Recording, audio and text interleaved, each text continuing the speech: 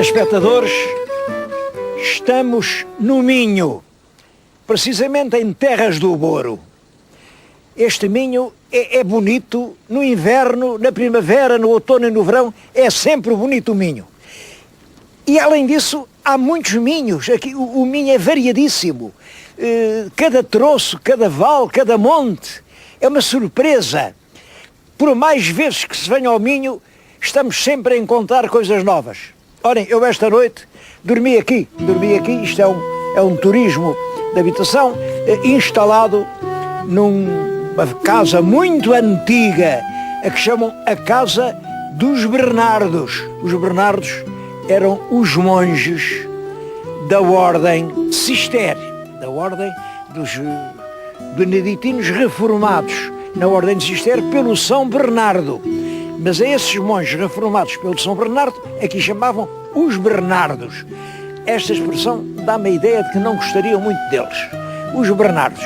Os Bernardos tinham lá embaixo o grande mosteiro de Santa Maria do Ouro, uma coisa muito grande, mas eram donos disto tudo. Dom Afonso Henriques deu-lhes o coto destas terras todas, quer dizer, isto era tudo deles. E, portanto, tinham que arrebanhar a produção que lhes vinham pagar.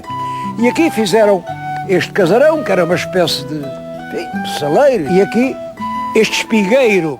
Este espigueiro é o maior espigueiro aqui do Minho, o maior.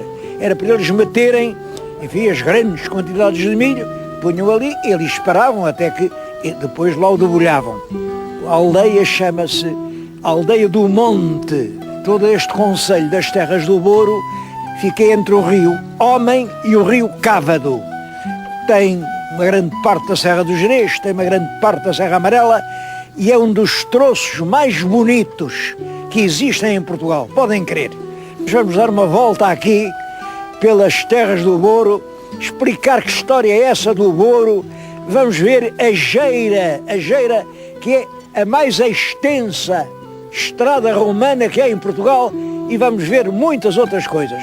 Vamos começar o nosso passeio, olhem, exatamente pela capital do concelho, que hoje se chama Vila das Terras de Boro. Bom, é um nome moderno porque, é claro, Terras de Boro não era uma vila.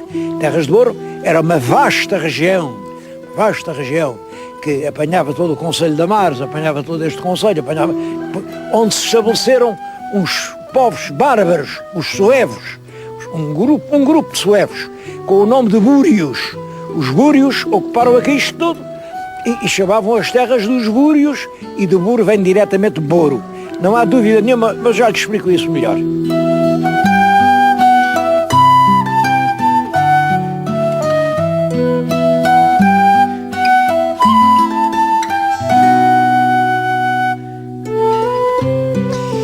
Realmente, desde há muito tempo que se dizia que Boro vem de Búrio.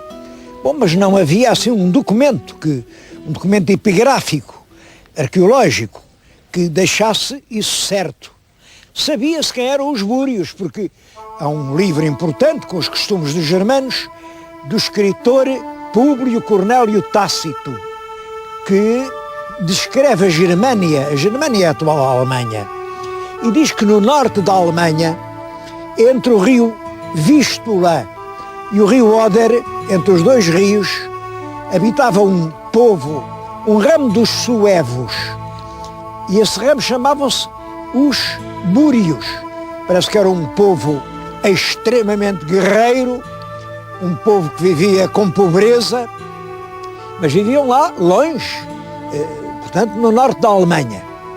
Como sabem, esses povos germânicos, ali pelo século III da era cristã, puseram-se em marcha, porque foram outros povos que caíram sobre eles, e eles vieram andando, e um grupo, uma golfada desse grupo, de búrios, instalou-se aqui. É curioso que eles lá viviam entre dois rios, Oder e Vístula, e aqui veio-se instalar entre dois, realmente num espaço muito mais pequeno, que é entre Cávado e Homem. E isso é que deu nome à terra. Durante algum tempo pôs-se isto em dúvida, pode ser uma tradição. Agora aconteceu que em 1973, ali, aqui numa destas terras, destas aldeias, em Carrazedo do Boro, estavam lá a fazer uma obra para uma casa e apareceu uma área romana em que alguém, está aqui o nome, que é Bluema. Bluema não é nome latino, eu não sei se é nome de homem ou de mulher, porque Bluema parece de mulher, mas não sei se esse não é. Bluema, portanto, alguém chamado Bluema, cumpriu o seu voto aos lares do Búrio. Os lares são as divindades protetoras do lar.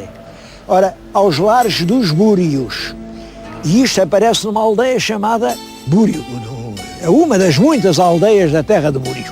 Portanto, se havia lares de Búrios, se havia deuses protetores dos Búrios, sem dúvida nenhuma, aparecia aqui uma população de Búrios.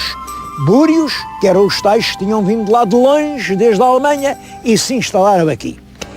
O que é curioso, é claro, essa gente ocupou aqui todo o Vale do Homem, esta terra era deles, aqui ninguém mais podia entrar, eles eram guerreiros muito ferozes, e aí nas portelas dos montes defendiam a sua terra, a terra era deles, ninguém mais entrava. Bom, e essa tendência para defenderem a região onde se tinham instalado de outros povos, porque os povos, essas tribos suevas, e depois dos suevos vieram os vândalos e os alanos e os visigodos, e cada um dava cabo dos outros, portanto era muito importante defender a própria terra. E eles tinham o hábito de defender em fortalezas, em muralhas, em trincheiras, a sua terra. Quando isto entrou no reino de Portugal, ainda eles defendiam a terra da sua tribo. O que é que essa terra agora fazia parte do reino de Portugal.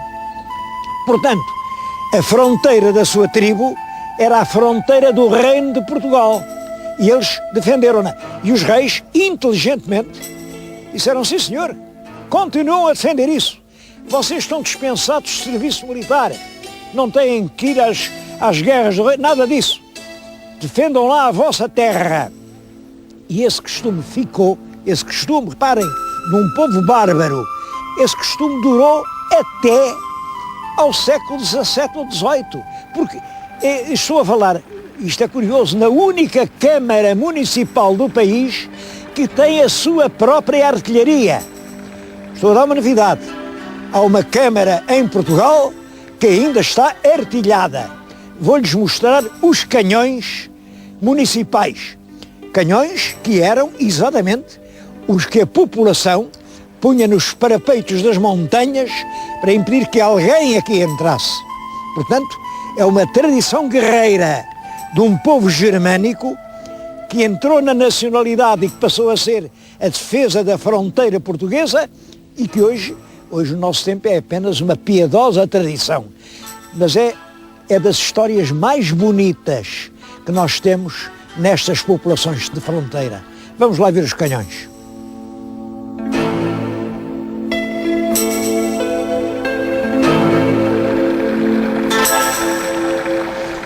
São estes os 3 canhões. As peças parecem-me do século XVII, talvez da Guerra da Restauração.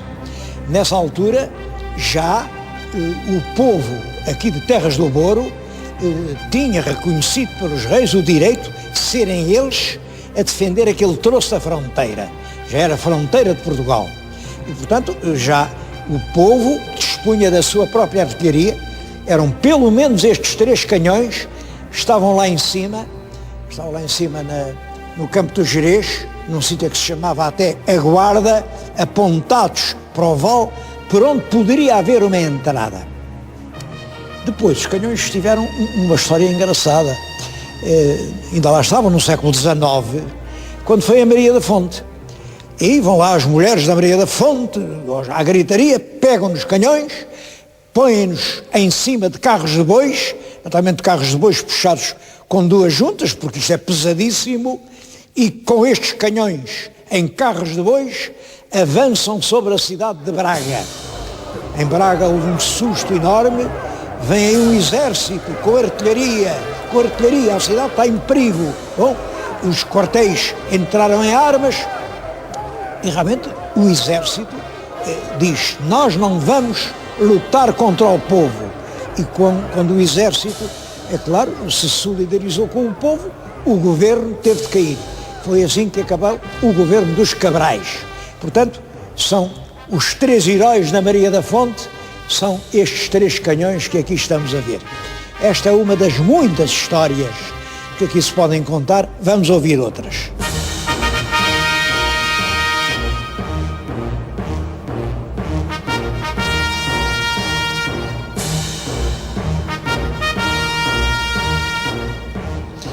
Entre as coisas mais comoventes aqui das terras do Douro é o artesanato.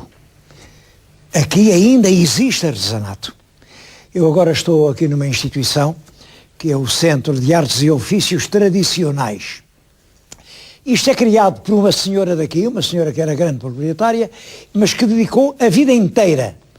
Ela diz que não se lembra desde quando, tratou sempre de conservar aquilo que vinha do passado e ela achava encantador. Fundou a Fundação Calcedónia. Calcedónia é um antigo castro pré-romano, onde depois os romanos tiveram uma fortificação. Foi ela também que fundou este centro, e aqui no centro há coisas que me emocionam muito. Aqui ainda se repetem coisas que vêm dos séculos. Atrás de nós está o lenço. Um lenço, era o lenço dos namorados. Isto era uma instituição daqui. A moça queria casar, bordava o lenço e punha lá uma quadra que dizia o que ela sentia.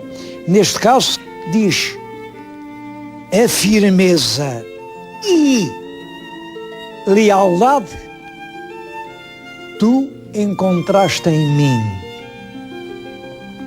Eu no céu amo a Deus e na terra só a ti.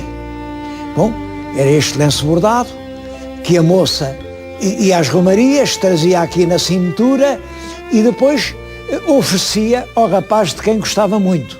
Bom, o rapaz olhava para a moça e, não sei, se calhar já sabia, mas se não sabia, olhava para o lenço, via o que o lenço dizia, e das duas uma, o rapaz ou punha o lenço ao pescoço e se dizia que aceitava a declaração e casava com a moça, ou brincava apenas com o lenço. Bom, aqui ainda há, as quadras são muitas, cada lenço tinha a sua quadra, porque cada moça inventava a sua maneira de dizer. Há aqui muitas outras coisas interessantíssimas aqui junto de mim. Isto era a toalha de água às mãos. Tem uma história muito interessante. A toalha de água às mãos usava-se na corte, porque na corte as pessoas comiam o jantar, a comida estava numas grandes bacias, no meio da mesa, a pessoa tirava um pedaço da carne, comia, e portanto depois, quando acabou o jantar, ficava com as mãos todas engorduradas. E também não havia casas de banho. Vinha então um criado com uma bacia de água, e a pessoa lavava as mãos naquela água e tinha que as enxugar.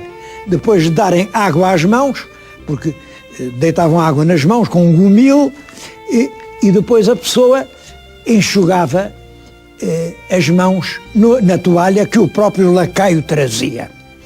Pois bem, essa peça, que nas terras ricas era, portanto, um acessório do jantar, aqui era a peça essencial de toda a vida.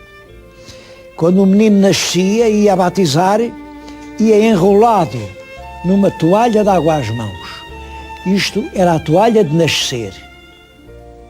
Depois, quando se casava, esta toalha fazia obrigatoriamente parte do enxoval da noiva e desdobrava-se no leito do casamento, porque esta toalha era a toalha da fecundidade. E quando, por fim, se chegava ao fim do caminho e a pessoa morria, deitavam-lhe sobre a campa, porque esta toalha era a toalha da vida inteira.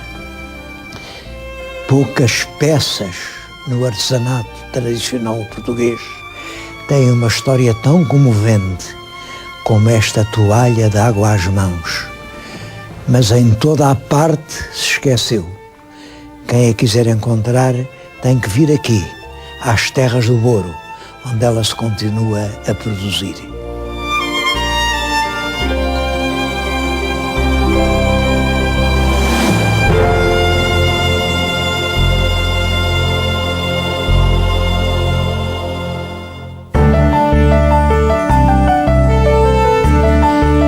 Todo o concelho é uma beleza natural. Eu estou agora aqui junto o que foi o val do Rio Homem e hoje é a barragem de Vilarim das Furnas. Esta barragem ficou célebre porque, para subirem as águas, tiveram que afundar completamente uma aldeia e a aldeia ficou completamente coberta de água. Devo dizer que isso impressionou muito as pessoas, mas todos os moradores foram indenizados, muitos deles compraram novas propriedades ou novas casas ou foram viver para Braga, e houve outra coisa que foi importante. Muitos deles aproveitaram a indenização para pôr os filhos a estudar. Bom, e há hoje gente com cursos superiores e muito competentes que se formaram com as indenizações desta barragem. A barragem, como veem, é uma coisa lindíssima, lindíssima. Isto é um dos paraísos terrestres de Portugal, dos lugares mais bonitos que nós temos. É tão bonito, que foi classificado como REN, Reserva Ecológica Nacional. Quase todo o concelho é REN. Isso quer dizer que não se pode tocar em nada.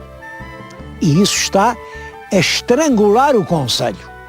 É claro que é necessário proteger a nossa paisagem. É necessário não deixar atassalhar, como se fez no Algarve. É necessário não deixar perverter. Mas isso não se resolve proibindo, asfixiando. É preciso conduzir o progresso. Nesta altura, aqui neste concelho, que é um concelho com condições turísticas fabulosas, nada se pode fazer porque a REN não deixa. Meus amigos, nós não temos outro país, só temos este. É preciso deixar este país respirar. O que é indispensável é não permitir que ele se corrompa, que ele degenere. É não deixar esses ganha-dinheiros, esses empresários, destruir os bosques, escravrar as montanhas para fazer coisas pavorosas, como já tem acontecido. Por forma a que nós outros, os animais humanos, possamos gozar de toda esta beleza.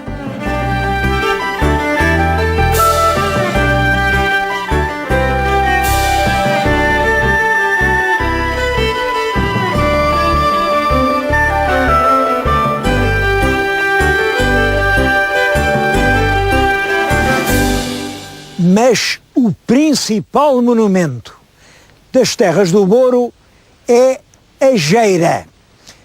A Geira é um monumento histórico único, não só no nosso país, mas em todo o mundo. Em todo o mundo latino, em todo o mundo que a civilização romana modelou, não há outro monumento semelhante a este. Isto parece excessivo, parece que eu estou aqui a exorbitar, mas não estou. Isto é uma estrada romana, é um troço da estrada que ligava Braga, Brácara, Augusta, a Astorga, a Astúrica, porque já ficava nas Astúrias, e ainda hoje é praticável. É claro, é uma estrada romana, estradas romanas há muitas. O que tem de espantoso é isto: não há nenhuma estrada romana com tantos marcos miliários. O senhor telespectador pense na explicação. Nas estradas romanas havia de milha em milha, a milha eram 1800 metros, porque milia em latim quer dizer mil, milia, e portanto eram 1000 passos, É claro, eram passos dos deles, não eram passos dos nossos. O passo português é cerca de 90 centímetros, porque é realmente uma pessoa normal, ao mover um pé, cobre 90 centímetros. Os romanos não faziam assim. O passo era um pé e a outra vez que o mesmo pé se punha no chão. E, portanto, era o dobro do nosso passo. O passo romano era cerca de 180, portanto, era o dobro. Ora bem, isso é que era uma milha. Uma milha era milia passum, 1000 passos. E para a pessoa saber onde andava, punham uma pedra destas, isto é um marco que marcava a milha, um marco miliário de milha em milha, portanto, de 1800 em 1800 metros. Ora bem, como é que se explica que aqui nesta estrada, em 30 e poucos quilómetros, são cerca de 20 milhas, devia haver 20 marcos. Não há 20. Olha, só aqui onde eu estou há 17. Lá em cima, na Portela do Homem, há mais de 20. Em vários pontos há marcos isolados. Há até histórias muito curiosas. Há marcos que os cristãos, quando veio a civilização cristã, desbastaram em cima e fizeram um crucifixo com Cristo crucificado. Bom, aqui pode-se dizer, em cada milha há 10 ou 20 marcos. Como é que isto se explica? Isto é um enigma, que os nossos arqueólogos ainda não decifraram, cada um diz a sua coisa. A tese predominante é esta. É que aqui há tanto granito que saía mais barato, quando mudava de imperador, fazer um marco novo do que estar aqui tem sempre escrito milia tanto e depois o nome do imperador. Fazia mais barato fazer um marco novo do que cortar o nome daquele imperador e fazer o nome de outro imperador. Eu não acredito muito nisso. Houve um imperador que era um monstro. Realmente, uma pessoa monstruosa pode ter sido imperador. Que era o Heliogábalo. Era um tipo tão pavoroso, também mataram logo, foi imperador há pouco tempo. E todos os marcos miliares que diziam imperador Heliogábalo foram destruídos. Menos aqui. Em todo o Império Romano, quem quiser ver marcos a esse fascinoroso Heliogábalo, tem que vir aqui, à Geira. Bom, isso quer dizer uma coisa. Esta gente que vivia aqui era tão conservadora, que dizia-lhes o imperador é Deus. Porque para os romanos era preciso prestar culto ao imperador. A pessoa do imperador era o próprio Deus. Era preciso respeitar o imperador como se ele fosse a própria figura divina. Bom, se era divina não se pode deitar abaixo. Ninguém pode derrubar um Deus. E eu acho que esta gente aqui recebeu isso tanto a sério, quando morria o imperador, ficava a coluna e eles respeitavam a coluna. Até que nem que o imperador fosse um monstro. A coluna ficava de pé e punham ao lado a coluna do novo imperador. Só que este fenómeno em todo o mundo latino não aconteceu em parte nenhuma, senão aqui na Geira, em Terras do Boro. Quem na Europa quiser admirar esse fenómeno, que é realmente um fenómeno histórico, tem que vir às Terras do Boro. Eu acho muito bem, sei que a Câmara Municipal está agora empenhada num projeto que é conseguir que esta Geira, seja considerada património da humanidade. Vão apresentar o projeto, acho que sim, aqui sim. Há um verdadeiro fenómeno único no mundo e que devia ser considerado património da humanidade. Estive a dizer isto tudo e ainda não expliquei o que quer dizer Geira. Geira é uma palavra portuguesa que vem do latim diretamente. No latim dizia-se diaria, quer dizer obra diária, ópera diária. Quer dizer, era preciso trabalhar um dia, porque ópera diária quer dizer um dia de trabalho. Nessa altura o dia de trabalho era de sol a sol. E toda esta gente aqui desta região tinha que vir trabalhar um dia, uma geira, para fazer a estrada e depois para conservar a estrada. Eu não sei se esse dia era um dia por semana, se era um dia por mês, se era um dia por ano. Isso não está esclarecido. Agora o que está esclarecido é que, desde há cerca de 2000 anos, as populações aqui deste vale do Rio Homem tinham que dar um dia do seu trabalho, uma geira, uma ópera diária, é daí que vem geira, para fazer esta estrada. Isto é realmente um verdadeiro monumento da humanidade.